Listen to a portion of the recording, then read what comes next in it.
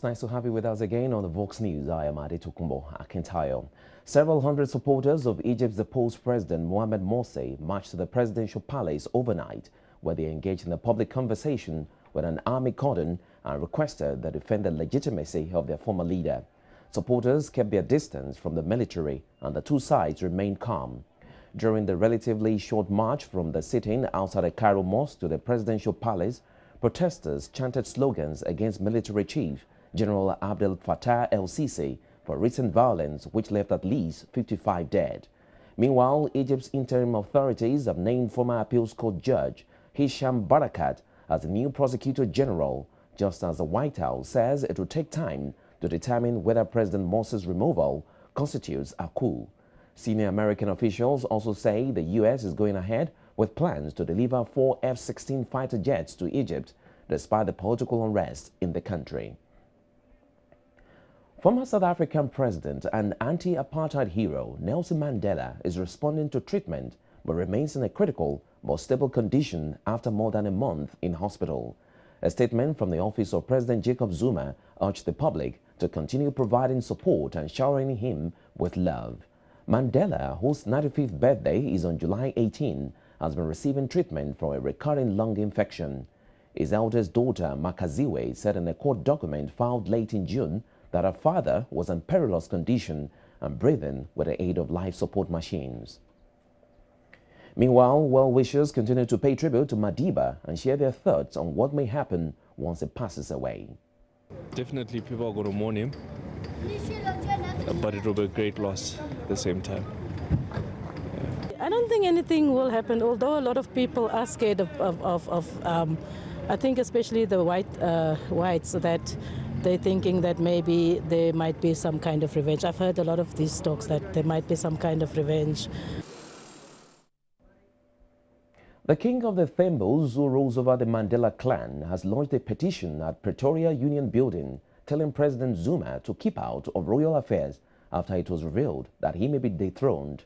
The controversial King Buyelekaya Dalindyebo said he has started proceedings to unseat the chief of Mvezo, Mandela's grandson Mandla, after 15 members of the Mandela family went to court to force him to exhume the remains of Mandela's children and return them to the Kuno burial grounds.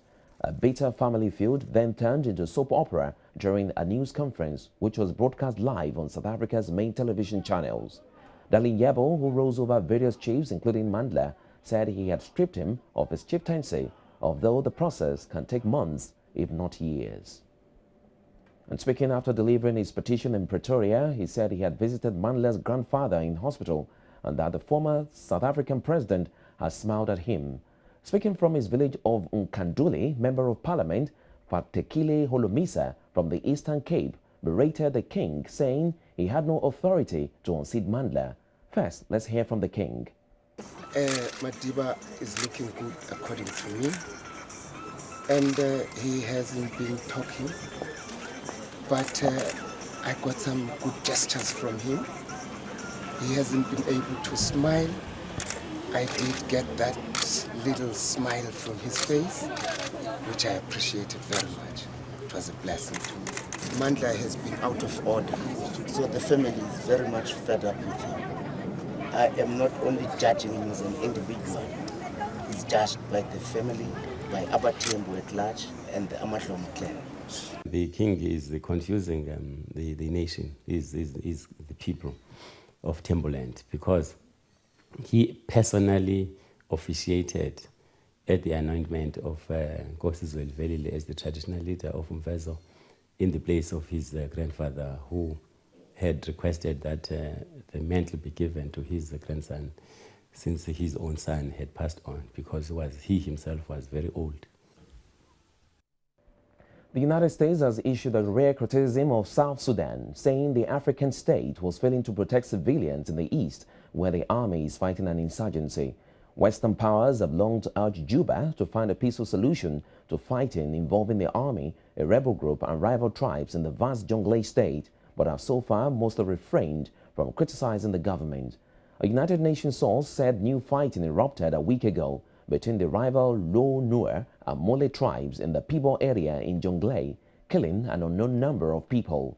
More violence was expected as armed youths from both sides were amassing forces in the area. Wearing an orange prison jumpsuit with his arm in a cast, accused Boston Marathon bomber Djokhar Tsarnaev pleaded not guilty to committing the worst mass casualty attack on U.S. soil since 9/11, a crime that could bring him the death penalty.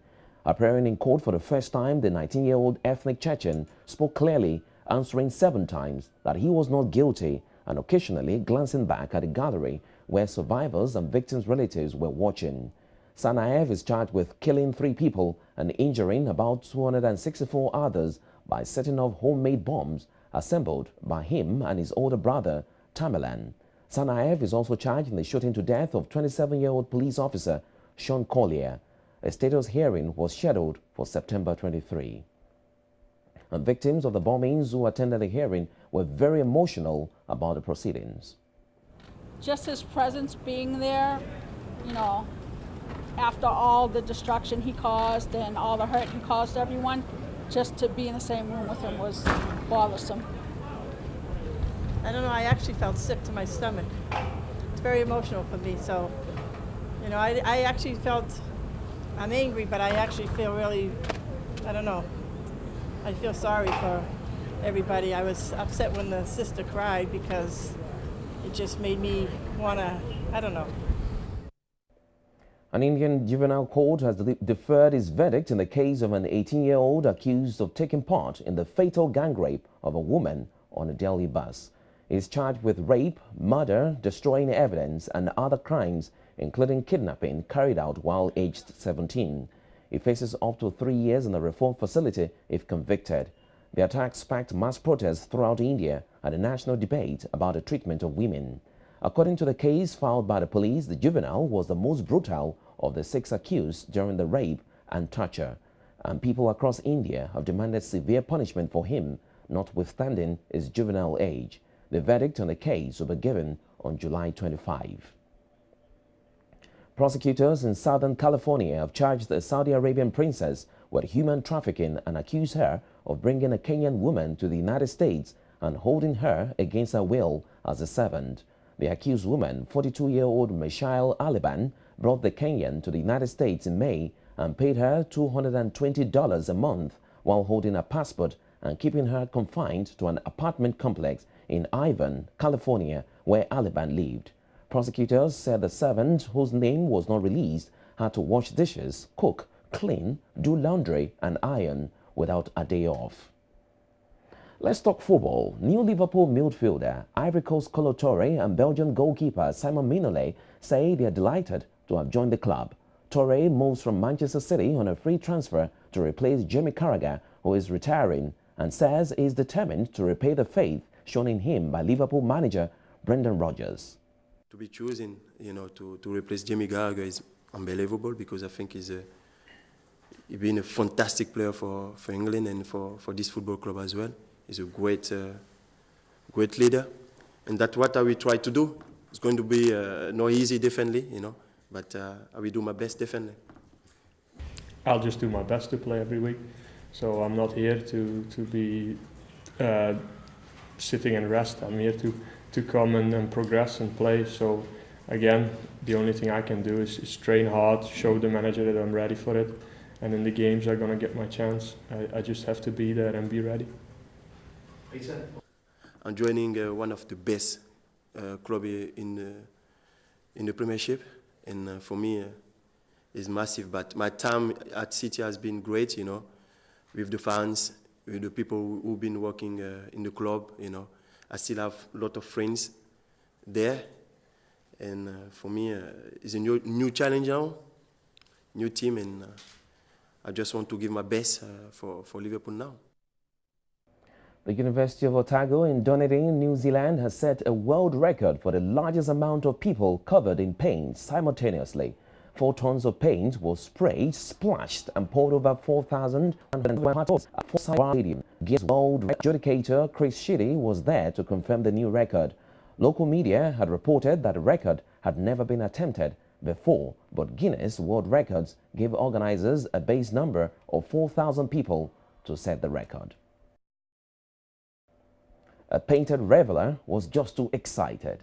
Oh my God, it was amazing! It's so much paint! Look at all of it! 65 people were not taking part, so we took that off the amount, and that's the number we came up with. Still talking about world records, Thai authorities have paid a visit to a 119-year-old Kamo Tongnom Chokde at his home in Mae Hong Son, Thailand, near the Thai-Myanmar border. Kamo is an ethnic Karen living in Muang Pan village. He will be nominated to the Guinness World Records as Thailand's oldest person to compete to be the world's oldest man. He held up his Thai identification card showing he was born on May 8, 1894. And is waiting for his documents to be verified. Thai media said Kamo remains active by fishing every day, eating a simple diet of rice, vegetables and fish.